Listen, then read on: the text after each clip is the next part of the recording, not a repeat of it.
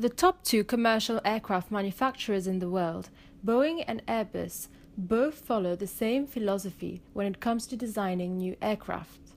It's all about reducing one simple number, the cost per seat mile. Reducing this metric is quite simple and can be achieved in one of two ways. Either make the aircraft larger and spread the cost over more passengers, or redesign a more efficient aircraft. Airbus and Boeing have both launched plenty of new aircraft in the last 10 years that clearly demonstrate this phenomena. Airbus released the A380, the world's largest jet with capacity for up to 870 passengers, and has the lowest cost per passenger. If an airline can fill this plane up, there is nothing more efficient and profitable in the sky. If an airline cannot, they will burn cash faster than anything else. To compete, Boeing released an ultra-efficient variant of the classic 747 called the 747-8. But bigger isn't always better. Boeing launched the 787 Dreamliner, a radical advance in commercial aviation that allows airlines to fly routes that are long and thin, long distance with few passengers.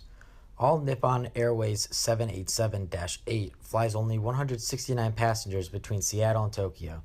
For comparison, American Airlines fits 160 passengers on its 737 between Miami and New York.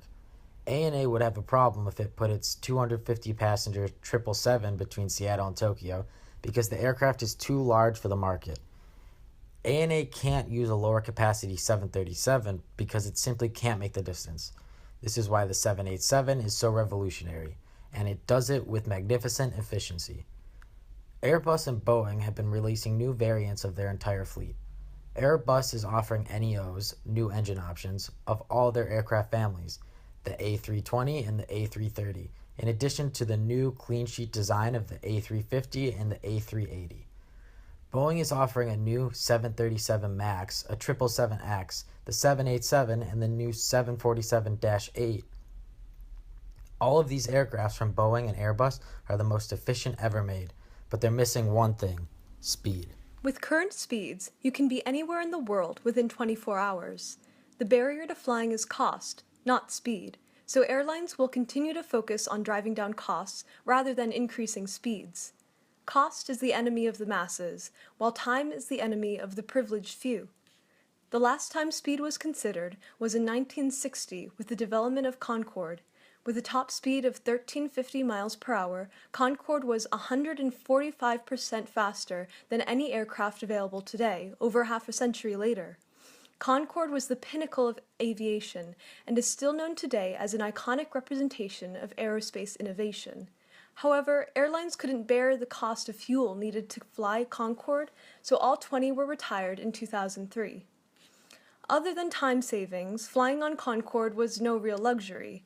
You could fly across the Atlantic on this British Airways Concorde for $12,000 in 3 hours, or sleep on this British Airways 747 in a first-class bed for half the price on a 6-hour overnight flight. Luxury won this race, not speed.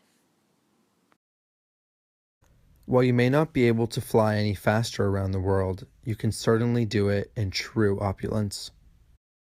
Aboard most first classes on commercial airliners, you can have your own personal space.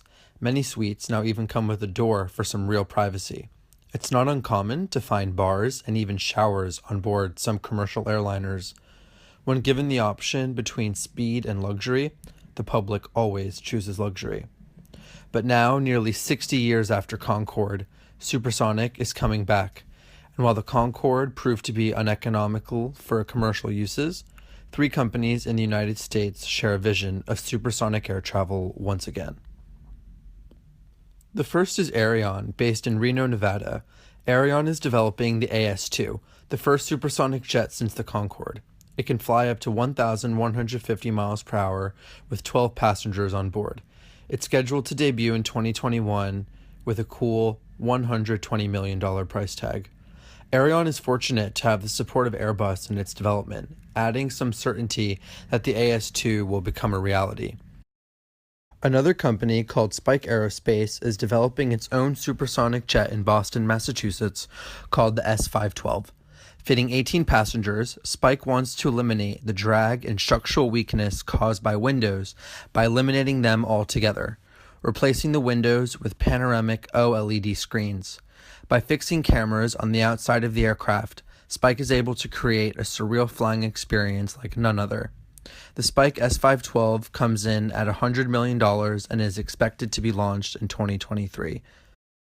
The final company undertaking supersonic air travel is Boom, based in Boulder, Colorado, and has the backing of Sir Richard Branson.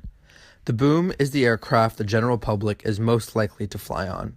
The Boom seats 45 passengers and will offer seats at prices just above business class. At Mach 2.2, 1,450 miles per hour, it is also the fastest supersonic jet in development at the moment. There are some great real-world applications of supersonic flight.